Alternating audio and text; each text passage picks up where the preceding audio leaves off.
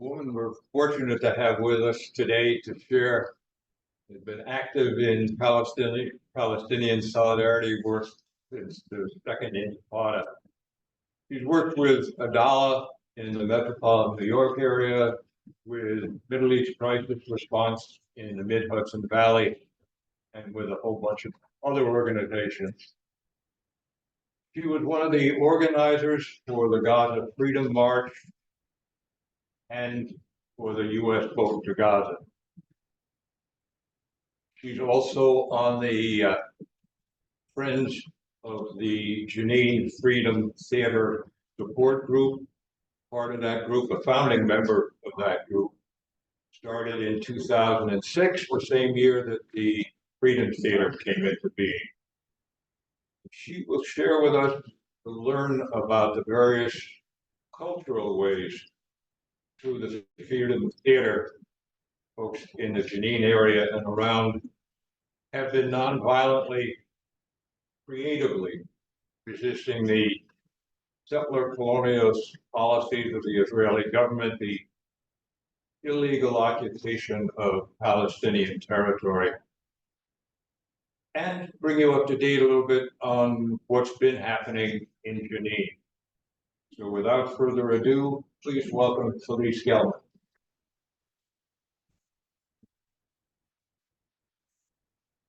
Thanks. Honestly, in the middle of this war that's going on, and I guess the crisis of U.S. policy, which we're certainly facing, might seem a little funny to be talking about a theater and to be talking about cultural resistance. I was thinking about this as I was thinking about this talk, and I have to say that my first question was, what is it, and why do we need it? Why do we need it? We're in the streets, we're calling our Congress people, people in Palestine are dying in much larger numbers than we have seen in years. Why do we need this? So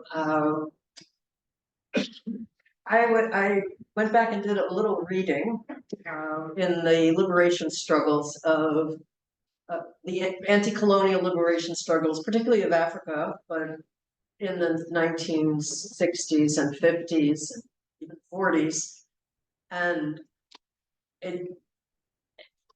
particularly Cabral and Aimé Césaire absolutely make it clear that every liberation struggle is nurtured and supported by its own uncolonized art and culture. That's what allows the struggle to continue. And every colonizer has done their level best to attempt to erase this indigenous culture, usually under the rubric of saying we've got to civilize these people. And of course, in the United States, and in Canada, we did the same thing by kidnapping children from the indigenous people and sending them to schools. So we have our own experience of erasing culture. I would say maybe even in the way that white culture adopted Black culture, we did our best to erase it and turn it into a commodity. So just to sort of create a context. And then, let's talk about Israel. For most of its history, Israel has done as much as they can to erase Palestinians. I mean, you heard Golda Meir say there are no Palestinians, which she was hardly the only one. But to support this case, they, first of all, in 1948, looted the libraries and kept all of the historical records and books. With what was left, when the PLO had taken to Beirut, particularly a film library, the Israelis, when they invaded Beirut, destroyed the film library. They assassinated key cultural figures like Ghassan Kanafani, and most notably recently, the poet Rafat al-Ra'ir in Gaza. And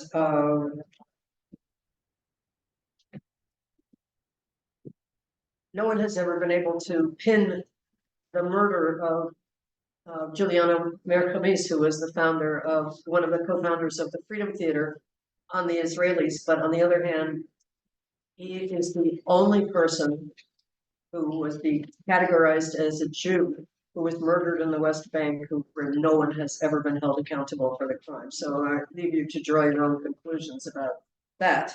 The Israelis have repeatedly closed educational and cultural institutions. What we're seeing in Gaza, which is the actual destruction of all of the institutions of culture, is just the culmination of a policy that has led to performances being disrupted, to, I don't know, someone took me one time on a tour from Jerusalem, and he showed me that the 7 YMCAs, which were very important gathering places for Palestinian culture before 1967, they were in these beautiful buildings, had all been shuttered and their doors welded closed.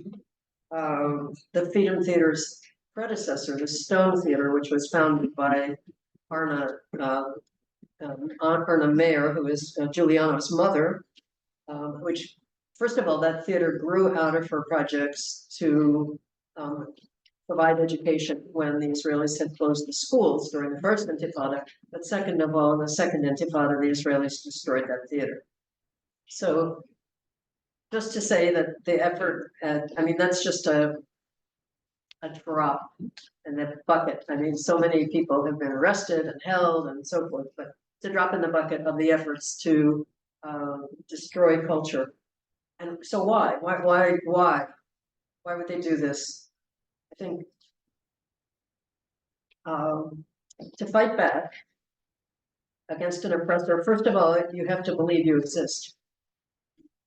And you have to believe that your community exists. And then maybe even most importantly, you have to be able to imagine a different future.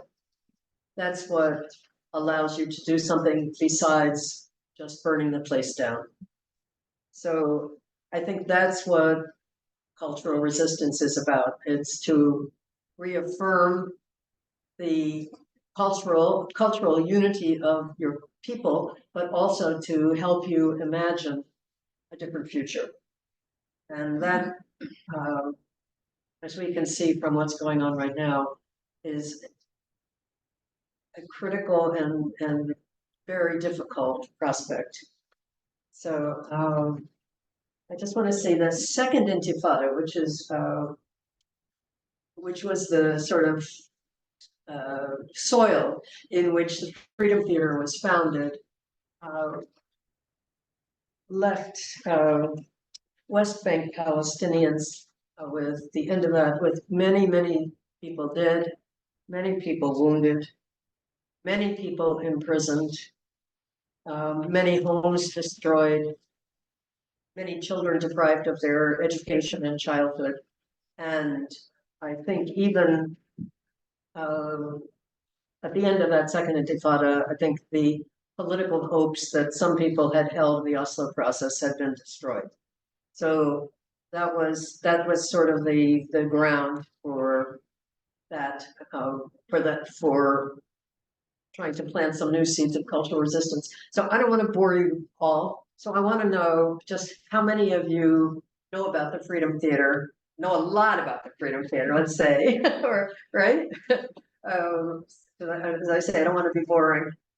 No, okay, all right, I'm going to be boring. Okay, so let's just start with this maybe. That's what the picture here, this is what the Jenin refugee camp looked like after the 2002 invasion of Jenin, where the Israeli army used exactly the same tactics that we are seeing in Gaza today. So they bombed, they invaded in massive force, they brought in bulldozers, they razed a substantial portion of the camp to the ground, they buried people alive, and all of those things happened in 20 years ago, more than 20 years ago. So we're not seeing something really new. We might be seeing it more broadly put, I guess. But then what's the horse doing here? So the horse is a symbol of freedom. And that's in Arabic culture as a symbol of, I think, of freedom. I'm not really qualified to speak about that, but that's how I understand it. And its construction is it is a mark of endurance. So you will, at the end of this talk, I'm going to play you something that'll tell you more about the horse. But the horse stood at the roundabout at one of the entrances to the Jenin camp. And it marked it was constructed out of the rubble that the Israelis left behind after this, in the 2002 invasion of Jenin. So they took what was left and made something of it that was a symbol. So that's why I wanted to show it, because I wanted to say that just as we are seeing people go back to Gaza now, into parts of Gaza that are completely destroyed, and it's hard to imagine how people can live there, but they believe that they can make something from what is left, that they have that within them, which is a really, really important thing. You know, when you see all of this, you ask yourself, where is hope? So we're seeing it, and I look at the horse as that. So this same spirit led to the creation of the Freedom Theatre. It was founded in 2006 by 4 people. And so one was Juliana Merchemis, who was a very well-known Israeli actor whose father is Palestinian, and his father was a Palestinian communist, and his mother was Jewish and had been a Zionist, and then joined the Communist Party and opposed the occupation. So Juliana was one. Another was Zakaria Zubeidi. And I'm going to tell you a little story about Zakaria if we have, I'm not going to run over my time. Okay, if we have time, I'll tell you this story. But Zakaria was the head of the Al-Aqsa Martyrs Brigade, and he was the head of the Palestinian resistance, armed resistance.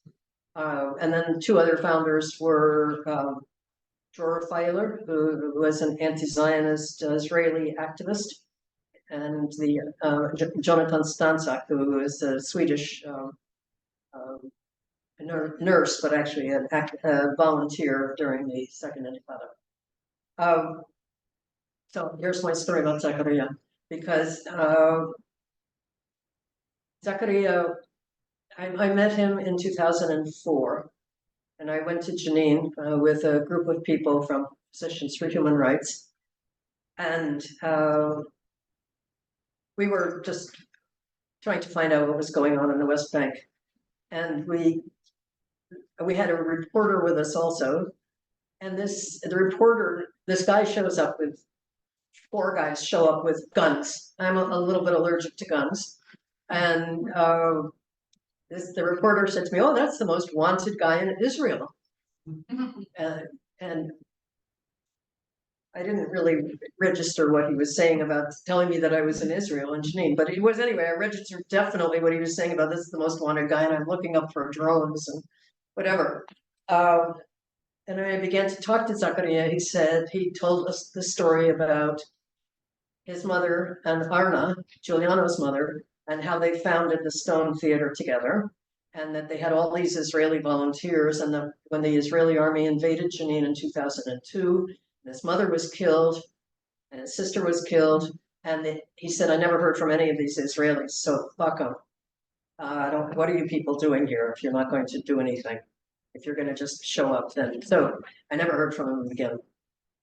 And I didn't know if I didn't even know if I believed this, but when we came back to New York, there was a film on the Tribeca Festival called Arna's Children, and the story that Zachariah told is the story of that film. And so when I went back to the West Bank, I became friends with Zachariah, and I've been in his house and gone out to dinner with him, and I'm sorry to say that he has been endlessly persecuted by the Israelis because their aim is to wipe out all leaders. But and so Zachariah, I'll just go on a little bit with the story of Zachariah. So Zachariah accepted amnesty from Israel which they offered at the end of the Second Intifada. And the Israelis revoked that amnesty. And they told the Palestinian Authority to arrest him. So, in case you're wondering how the Palestinians and the Palestinian Authority and the Israelis work together. So he was arrested and held in prison, which the PA said was in protective custody because the Israelis would assassinate him if they did not hold him in prison. Eventually, after 3 years, I think, he was let go. And then within 2 years, the Israelis cooked up a case against him, claiming that he was planning a terrorist attack. He was arrested, imprisoned. He was one of 3 Palestinians who escaped from the Gilboa prison using teaspoons to dig their way out. But ultimately, he was caught again, and he's being held in truly terrible conditions, and nobody is able to talk with him. He hasn't been tried. Even though they've charged him, there's no trial. He's been held for several years at this point. So that's that. I mean, that's the situation. That's how the Israelis go after people who are leaders who don't want to collaborate with them. So on to the idea of the Freedom Theater and cultural resistance. That was that saying, which is that the third Intifada will be a cultural one, was something that Giuliano said. And what he meant was that the idea of being able to imagine a future. I want to say that the Freedom Theater is not an alternative, a nonviolent alternative to armed resistance. The Freedom Theater is part of the Palestinian resistance movement. And it's not a part of the armed resistance either. It's just not an alternative. It's not seen as an alternative. It's seen as the idea is that you have to be able to imagine the future, and you have to be able to bring your community with you in that imagination. So you have to be able to liberate yourself from oppression. And this is really think back to some of the thoughts of Malcolm X. I think that you would see some of the same themes. And so that's really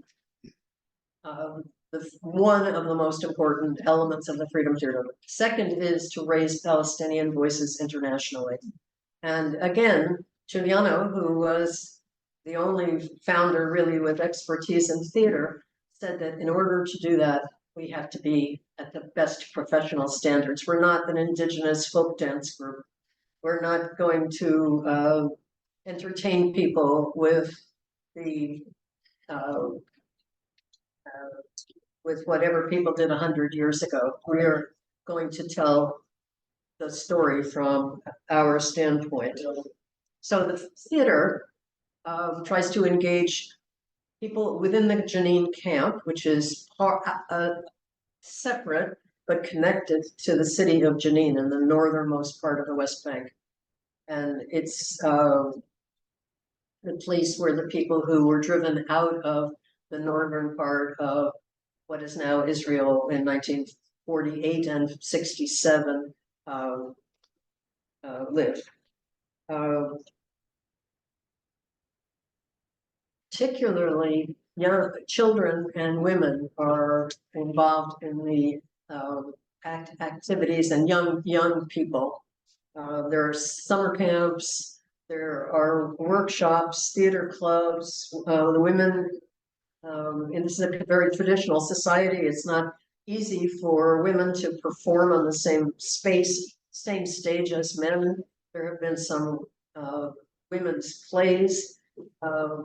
But the theater also has an annual feminist theater festival, which features all kinds of work, a week worth of plays, movies, talks, and so forth on feminist themes. And it also has an acting school, which is the only acting school in Palestine. And that's part of the process of taking this Palestinian voices to the rest of the world. So the graduates of the Freedom Theatre have acted in various in films and things around the world, things that you have seen, things that one of the films was nominated for an Academy Award. I don't know if you've seen Omar, but Yajarani was a graduate of the Freedom Theatre Acting School.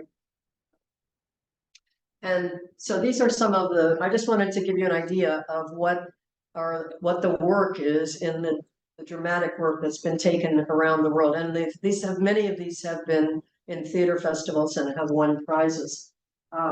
Return to Palestine is a play about a diaspora Palestinian, I think he's American, who returns to Palestine, and he's just like, he's clueless about the checkpoints, about the inability to go from one place to another. It starts when he calls his uncle and says, "I'm at the airport."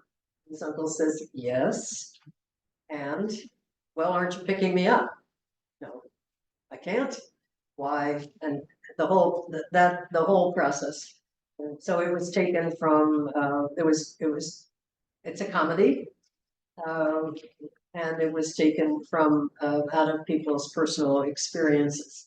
The Island is a retelling of a play that was written by Athol Fugard about Robben Island prison in South Africa. And it's, again, told from a Palestinian viewpoint. You know that about 40% of all men in Palestine have been arrested and held in prison, which so it's a universal experience. The siege, which we were able to bring to a big theater, the Skirball Center in New York, and 5,000 people saw it, is about the siege of the Church of the Nativity, where fighters were surrounded by the Israelis and what went on for them as they had to deal with two things. One, how they were going to survive. Could they fight back? Could they survive? But secondly, how they were being sold out by the people in power who were negotiating with the Israelis. And Here I Am is a one-man play about, which was written about the life story of Ahmed Tabasi, who's the current artistic director of the Freedom Theatre. And he talks about how he was recruited into Islamic Jihad, what it was like to try to be a fighter when he wasn't a fighter, how he learned about art and culture and acting, which he learned in prison. He learned in prison by doing skits for prisoners, and he found that he went from being like a confused nobody for someone who people were interested in and wanted to know more about and so forth. He found the power of that.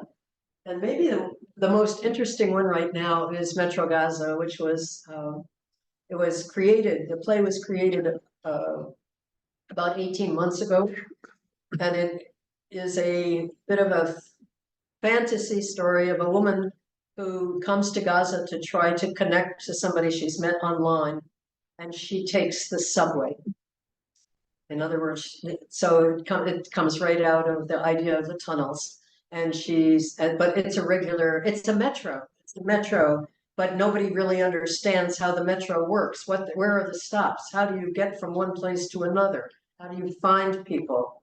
So that play actually just was, they just took, the Freedom Theater just took it 2 weeks ago to Tunisia, to the Tunisian Theater Festival. And it's a, I wish we could bring it here. So the Freedom Theater has actually performed on every continent at this point. It's been to India, it's been to Brazil, it's performed all across Europe from Slovenia to Ireland, and with these plays and others.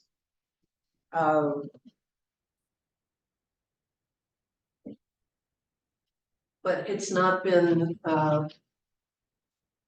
it's not been a walk in the park. The Israelis are, as I had said, they're constantly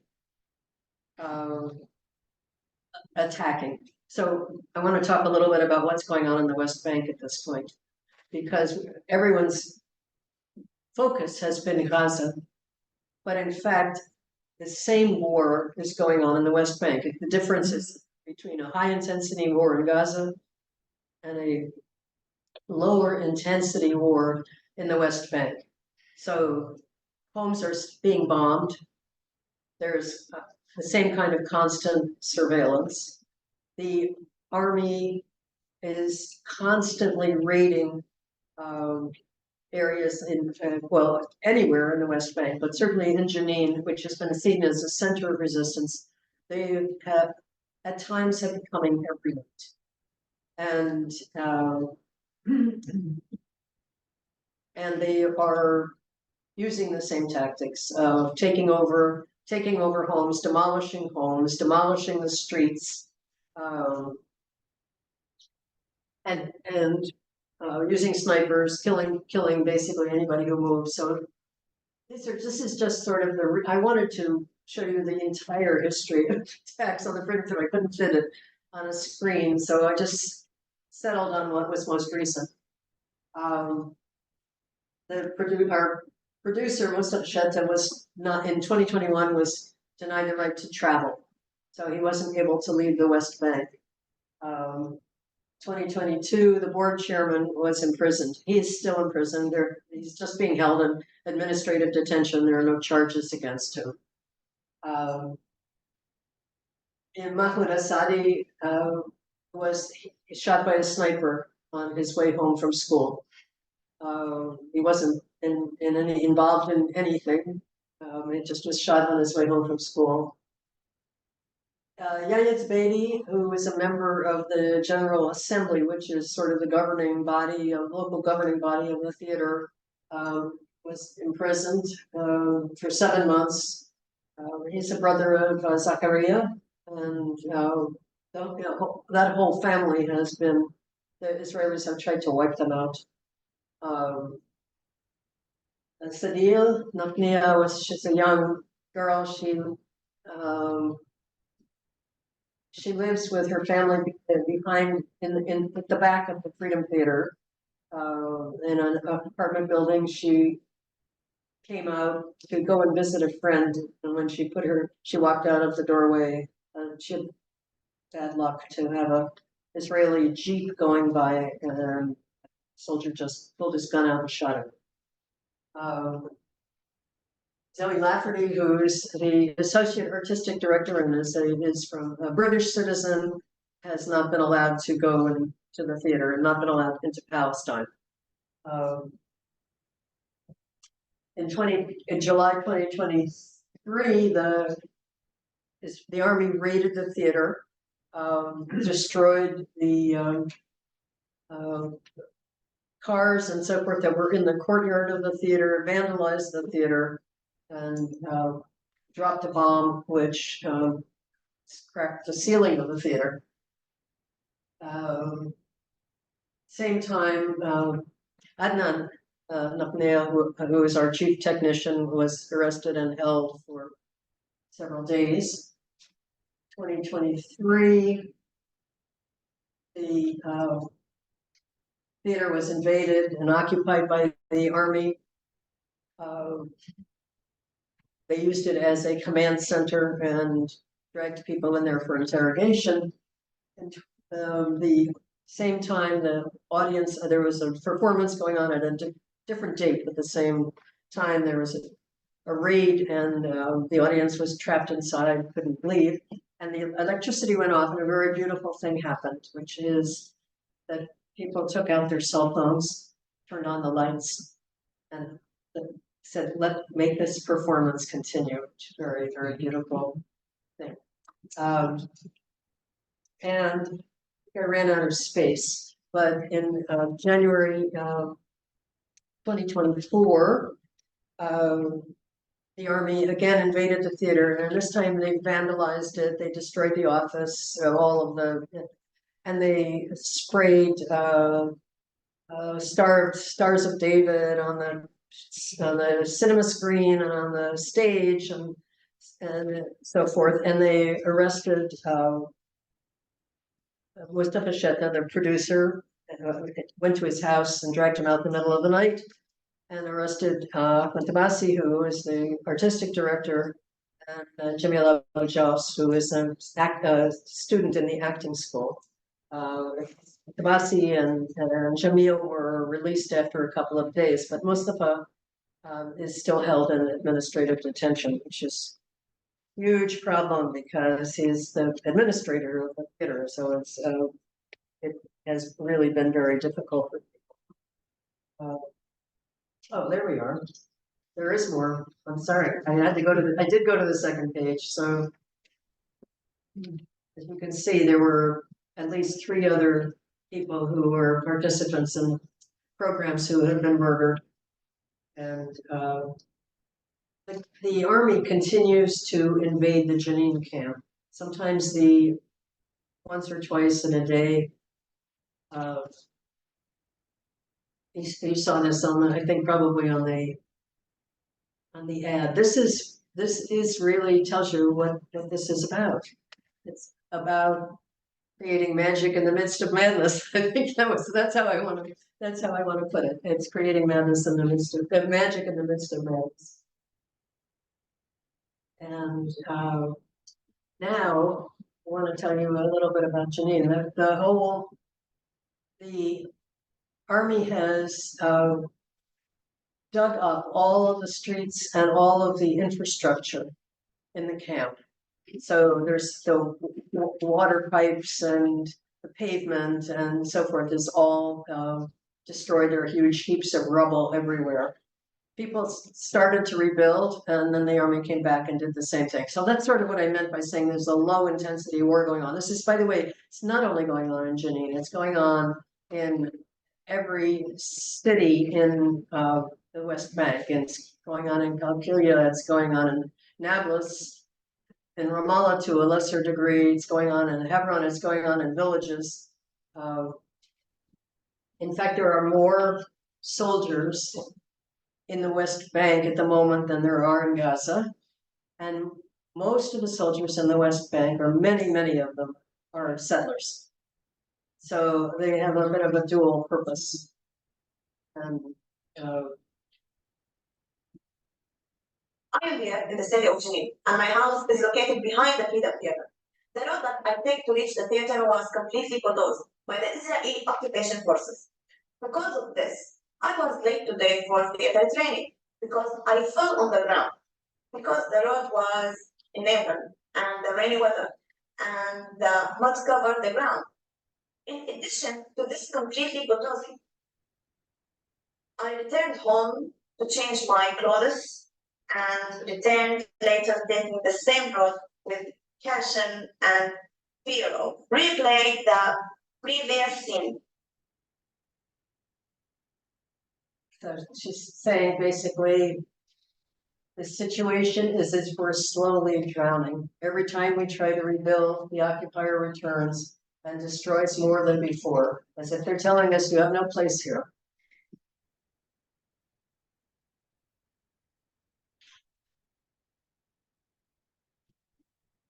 And that's just one kind of look of what is happening here. This is right outside the entrance to the Freedom Theatre.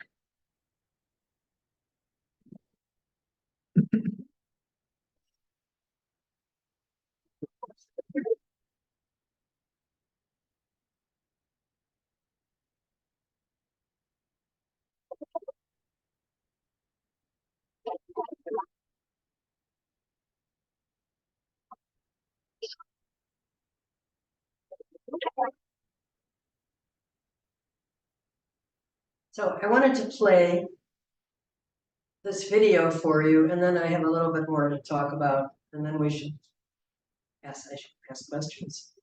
This is a tape. This is done by a, stop 1 second. It's done by Ala Shahada, who is a graduate of the Freedom Theatre Acting School. And Ala has performed in the United States. He performed at a play at La Mama called Grey Rock, which then toured the US and has toured Europe. And he's the founder of the Palestine Comedy Club, which is which it does stand-up comedy, and he has toured with that and with some and jointly with some other with some other comedians and with some British comedians, and we had hoped to have him here, but we had problems getting his visa. So anyway, this is Ala. April 2002, Jenin, my city. A big invasion happened in the north of the West Bank. No. The camp was totally disciplined. I walked through Jenin, looked ravaged. Streets were full of shuttled houses, bombed cars, and destroyed ambulances. We were buried amongst the destruction. April 2003. A great German artist visited us, Thomas Kleber. He came for an art workshop. I was so happy because I thought he's going to teach me everything about art. But the only thing he did is collect rubbish. I thought, is he coming all the way from Germany to clean our rubbish? Thomas started collecting devilish stuff, scraps from cars, houses, and ambulances, and he started building with it. He was hammering, cutting, and composing the help of the three Palestinians. After 4 weeks, he revealed the result. He wanted to show us the strength that he saw with us. He had built a horse. Don't get me wrong, a statue of a horse, a huge horse. Massive legs, enormous eyes, huge neck. This horse was bigger than any other thing I saw in all my life.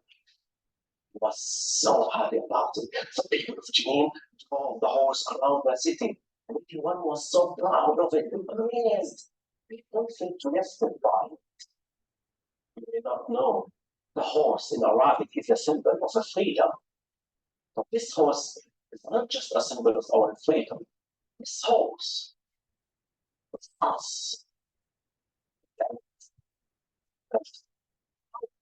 And we place the horse in the center of it, and we call it the horse roundabout. I myself love that. You know, every time I drove by, I made more extra rounds, looking at it from all angles. This horse looked bigger every time, and I only grow stronger with it. It became our meeting point during the day. When we spoke, we thought, we loved, We ate there, we had our spicy falafel and our favorite coffee. We shared our stories. Ride the horse. Not listening.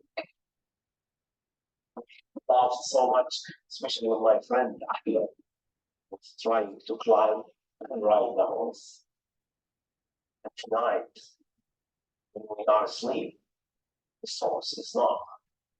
It watches us. It was October 2023. The Israeli army entered Jenin. That's like every night, nothing new. But tonight, something felt different. They did not come to arrest or kill one of us. No. Tonight, something felt different. They did not come to pick up with their fancy tanks. No. Tonight, something felt different. Tonight, they came with a bulldozer. But again, tonight, something felt different. They drove it past our homes, our schools, our hospital, our church, our mosque, straight to the horse. They ripped it out. Our symbol of freedom as a piece of garbage. My question remains, what happened to the horse? They understood. It go to the horse. Was it able to defend itself? They asked it to come on us. They the horse. They asked it anything about me, about the secrets I told there. The horse told the Israeli army about the kiss I had with Joanna secretly at the roundabout, and the fact that she didn't like it. I did tell them that 4 of her brothers came and beat me up, broke my nose, and split my hip. And they found out that I kissed their sister. And then I lied about it and I said that they did it. I don't know. But I can't let go of this feeling that this act hurt me more than any other thing they did to us. Not the kiss, but they did to the horse. This horse is our identity. They have taken our core identity. You see, they can hurt me, and I know I can deal with pain. They can hurt my friends, I know they're strong. But again, this horse is our identity. They have taken our core identity. However, what they don't know, I already rebuilt a horse. Horse is not made up of trash. It's made up of memories.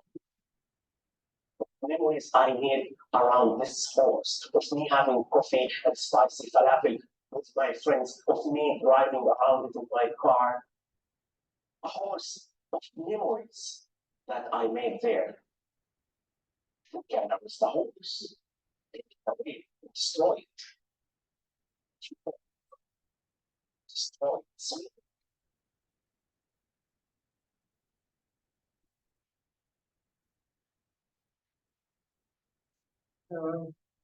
And I just wanted to say that, yes, that they, despite everything that's going on, the Freedom Theater is continuing with its children's programs where possible, with its acting school, with its international tours.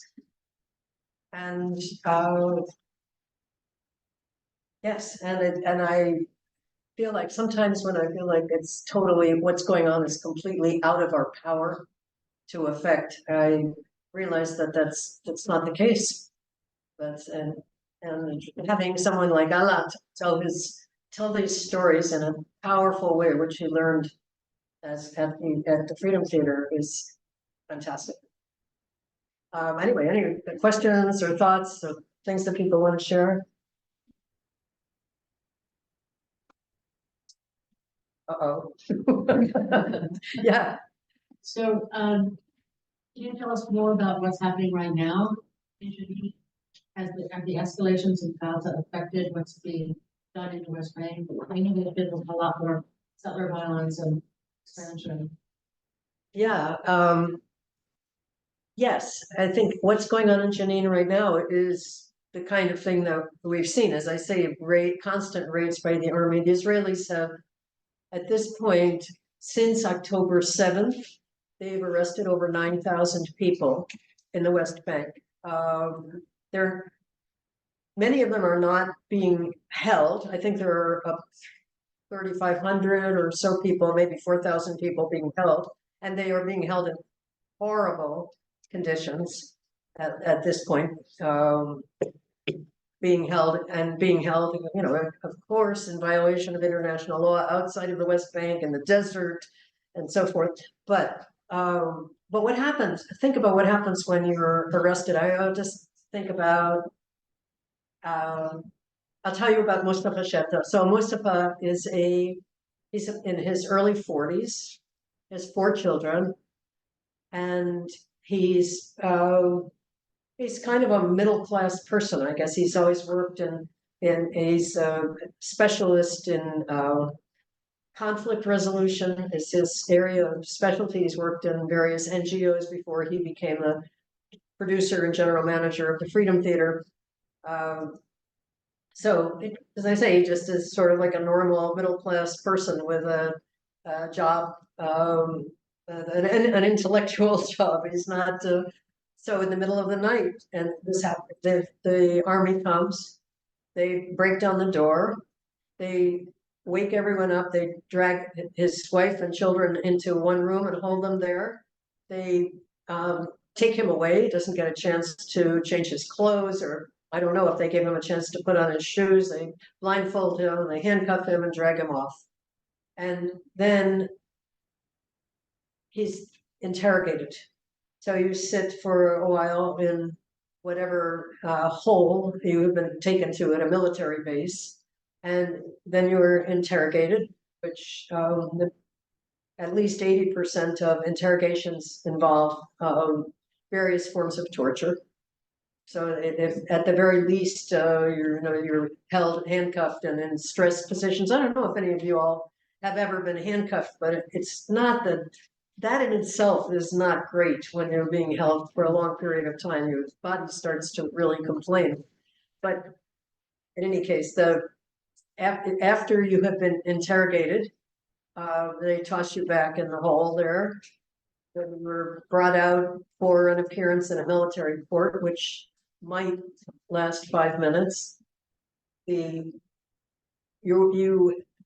may have a lawyer. In Mustafa's case, he had a lawyer. The lawyer, well, let's see.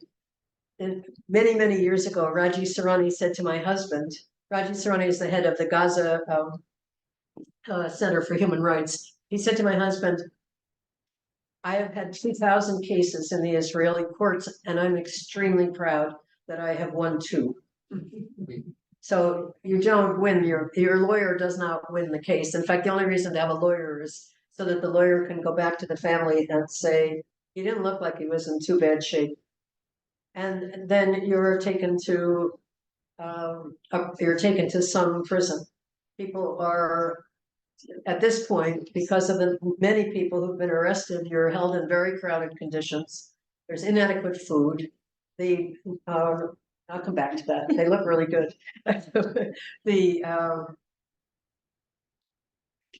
Very inadequate food, constantly being brutalized by the guards, who are mostly settlers and people who, you know what prison guards are like, and there are not really any restraints on them. And then you get another court appearance, and they tell you how long you're going to be held in administrative detention. But what they tell you is you're going to be held for 6 months. When you come back the next time, you can continue to be held for 6 months. There is no presentation of evidence against you because the evidence is secret. So there's no evidence. We believe, from what we learned as a result of Mustafa being able to talk to his lawyer, is that he was arrested because he talked to the press. Because the Freedom Theatre was very often called to see about what was happening in Jenin, and Mustafa would talk to them. So he was arrested for that, we believe, for that reason. And we have no idea when he'll get out. So so in Jenin at this point, the camp is extremely well armed. Why are they well armed? Well, these weapons it is not magic that weapons appear. So where are they coming from? Of course, some of them are smuggled, but most of them are coming from, it's really amazing. They're stolen from or sold from Israeli military bases. Someone I know just came back from Ramallah and said, it's unbelievable, everybody has guns. Why do they have guns? Because the settlers are selling them to them, because Ben-Gvir decided that he should give out 100,000 guns to the settlers. And the settlers already had guns. They don't need guns, so they're selling them to the Palestinians. So that's one source of weapons. And the young men are trying to defend the camp. The idea that the Israelis say, well, they were about to do a terror attack. There haven't really been any terror attacks. You may have noticed this, and it's not because the Israelis are 100% effective. It's because that's not what people are arming themselves for. People are arming themselves to defend their homes. And the Israelis are invading in order to spark resistance. So if you want to know what's going on in Jenin, the idea is, let's see if we can wipe out as many young men as possible in order to do that, we have to bait them. And that's basically what's going on in Jenin, and it's going on in other cities in the West Bank. And that's the tactic. And then the idea would be then that the settlements which had been abandoned in the northern West Bank as not being safe or viable have been resettled now. So the settlers are moving into the northern West Bank, and that's why the army is continuing. The Israelis are continuing to attack Jenin as they are doing. This is a tactic which has not worked, but I guess it's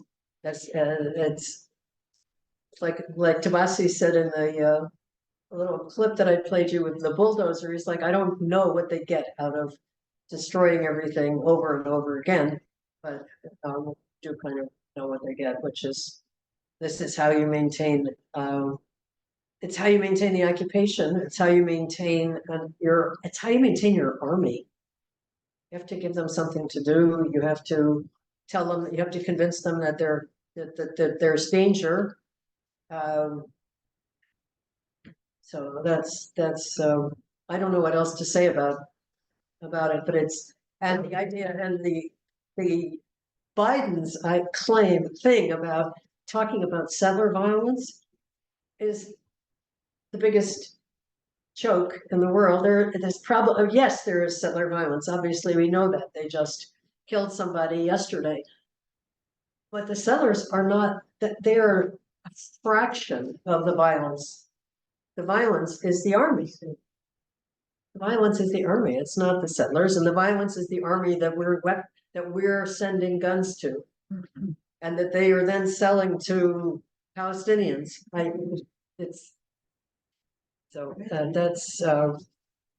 That's what's that's what's going on in Jenin, and it's and not just Jenin, going on elsewhere.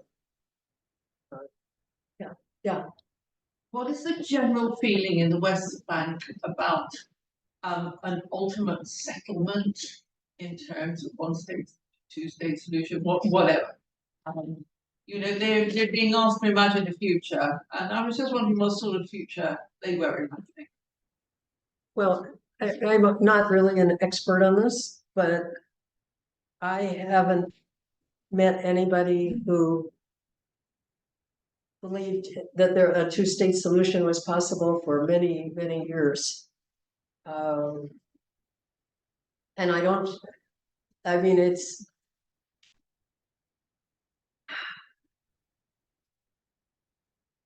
how would I put it?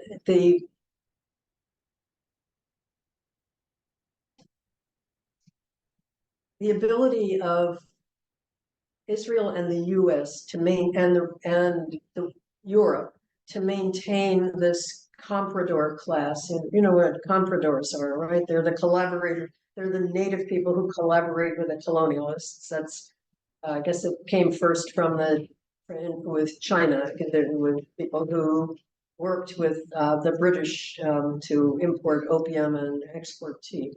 But as long the maintenance of this comprador class is has really made most political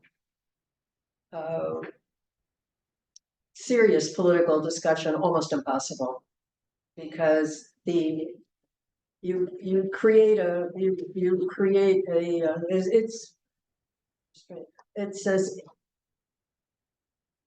it's as if the government of Albany were entirely created of real estate developers. And then which it probably is, but I mean, really entirely created of real estate developers. And then the federal government said, well, I don't know, we have to build housing in Albany. Let's talk to the government. And that's really and then the real estate developers say, we'll take care of it. But, you know, nobody who actually needs housing ever even gets to go to a city council meeting or to submit a petition or anything. So that's really the situation in Palestine. We have the Palestinian Authority. I'll give you an example. All right, this is just a silly example. But when Zakaria Zubeidi was being held by the Palestinian Authority, I and a couple of other people associated with the Freedom Theatre demanded we have a meeting with the head of security for the PA. So we did, and we go into this office, a very lovely office with, you know, it comes out with a big tray of, somebody brings us a big tray of fruit and so forth, and we say, you know, it's wrong. This guy is being arrested. You know, he has a family. He hasn't done anything. You have to. Why are you holding him? And first thing the guy says is, "Oh, Zakaria, he's a friend of mine." And I totally lost it. I mean, I said, if he's a friend of yours, why are you doing this? How can you do this? And the conversation did not go that well after that. But that's so the Palestinian Authority is well maintained and has no authority. It's the Palestinian quote authority. So that's but that means that it's very, very hard. It's very hard to actually make anything happen. There's no left wing in Israel anymore. They've been pretty much driven out of existence, and there's nobody to talk to. So how do you take your liberation struggle from resistance to creation? I don't know the answer to that. I'm sure somebody's thinking about it, but yeah. Yeah, I mean, my sense is that the leaders of Israel have not given up on the idea of just ethnically cleansing all of Palestine. Absolutely. And that they can get away with what they're doing in Gaza right now. 2 years, 5 years, 10 years from now, the West Bank people are going to get the same vicious, violent, horrific treatment. No, I agree completely. It's nothing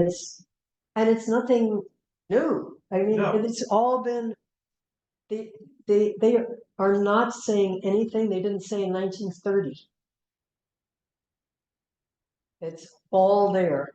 I don't know, I highly recommend, if you have the patience, that you read Tom Suarez's book on that. I'm trying to remember the title. I can't, but it's basically an entire extremely well documented history of the plans, the efforts going all the way back to before the 1936 Arab Revolt. The name of the author? Pardon me? The name of the author? Juan Suarez. And so they say they're not saying it. It's a slog because it's a very very detailed book, but it's everything is there. And research the British archives and yeah. I would just also recommend, there's more on our time by Rafi Felice. Yeah. Just see. From the same. And then goes on. Yeah. Well, thank you all for thank you all for coming out.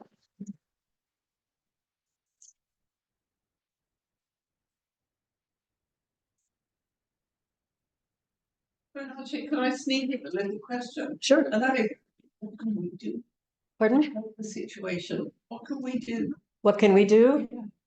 It's our job.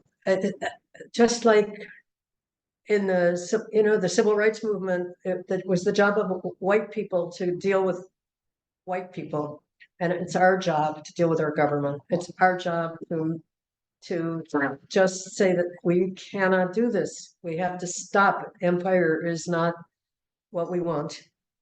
Empire is, we have to put the screws to them, and there's no other way. I mean, I've been thinking a lot about what we know, and when we knew it, because I know for myself that I mean, I don't know, my husband's family are Israeli, and we visited them going back to 1970. And I thought, if these people could just talk to each other, and then I don't know, that doesn't work. And then whatever, but you start to learn really.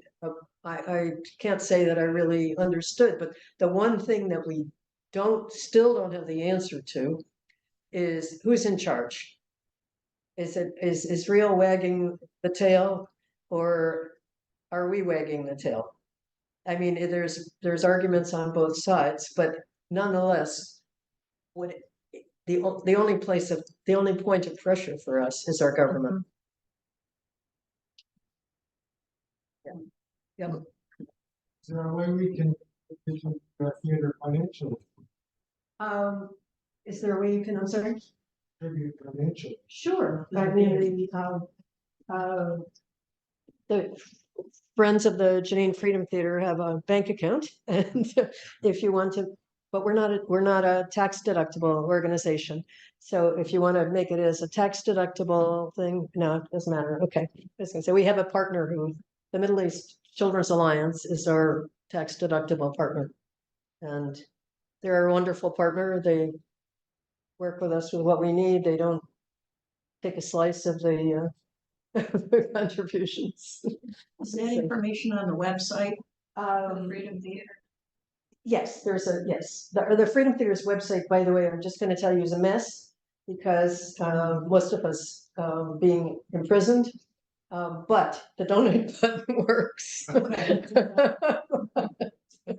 So, yeah. Anyway.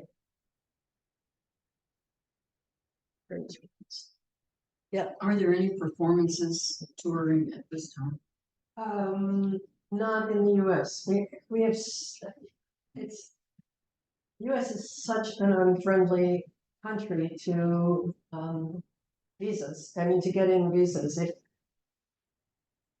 The problem that we had with Alan, we had a great tour planned for him for the spring, was that if he was not touring for money, so he was not being paid, he was not violating, he was as a visitor, not violating anything. So except that if you are a professional actor, even if you perform for free, you cannot come without getting a visa, which takes 2.5 years to get. I mean, it's very, very difficult. We're trying.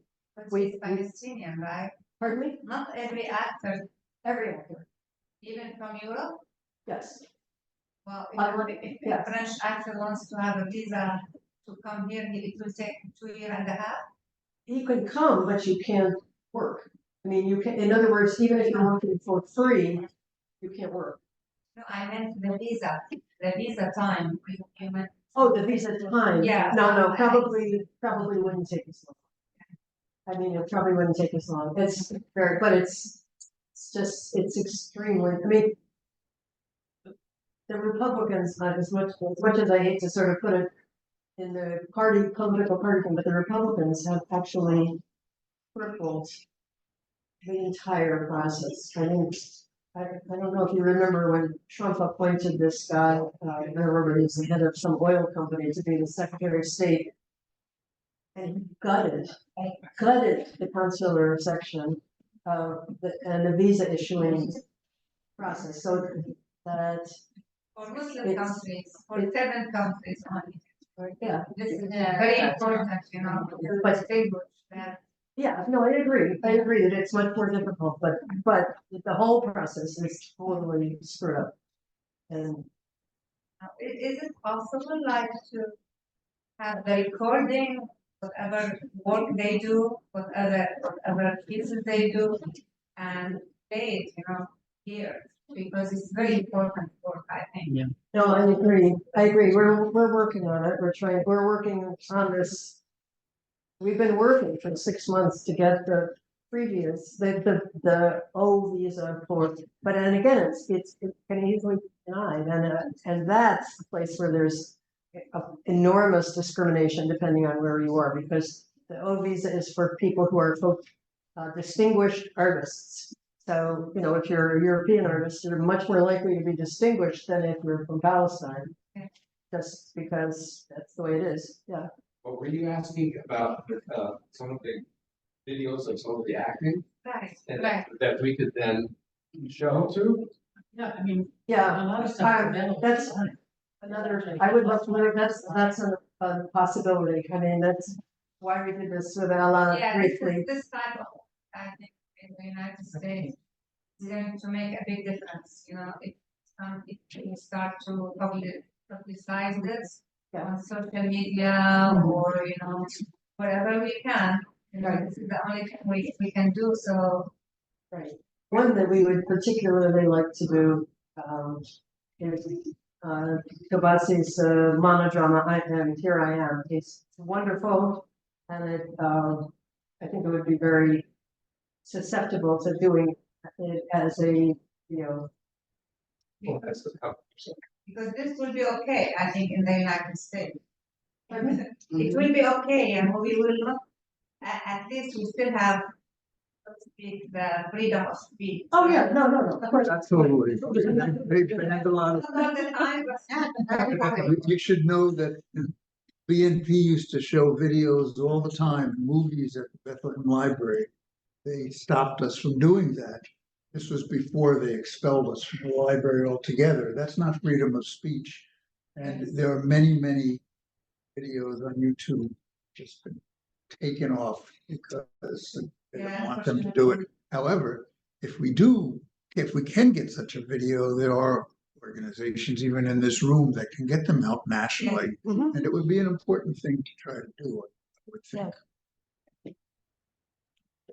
So are any of them available on video at this point? They're not, they are things that are on video, but they're not high quality. They're, you know, in order to do have the production values that actually you can use to distribute something widely, you need to have at least 3 cameras and need sound and so forth. And that's really going to be beyond the financial resources of the theater.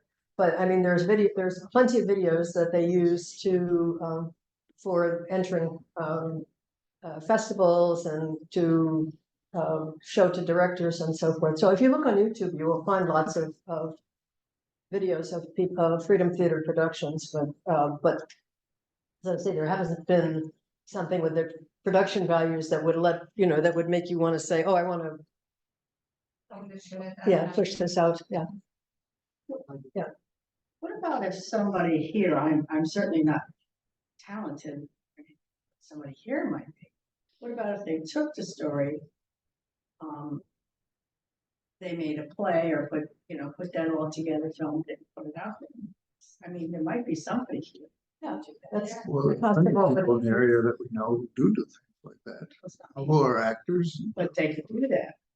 I mean, that's a thought. Why not take that story, put it together and then put it out there? Be very surprised.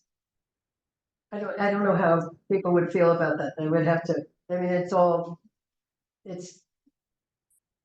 How do I put it? You mean- It is the intellectual property of Yeah, well. the, Right. it's the to authors. go And so back I to don't- the people that. I don't know how they would. But feel. everything could go back.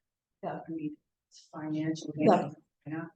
Yes, my next question is after the place published. So there is a production that the Freedom Theater has done, which they created, I think they were inspired really by the Gaza monologues, and they put together a script called The Revolution's Promise, which talks about, talks about the role of culture, the way in which the efforts have been made to suppress culture, and it's based on the testimonies of many people. Like, I don't know, you probably know about Doreen Tartour, so she was interviewed for this and so forth.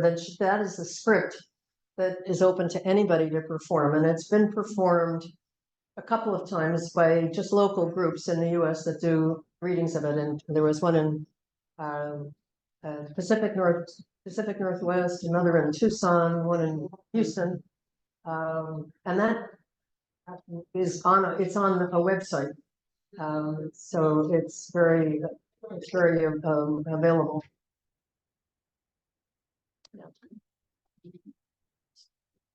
Thank you so much.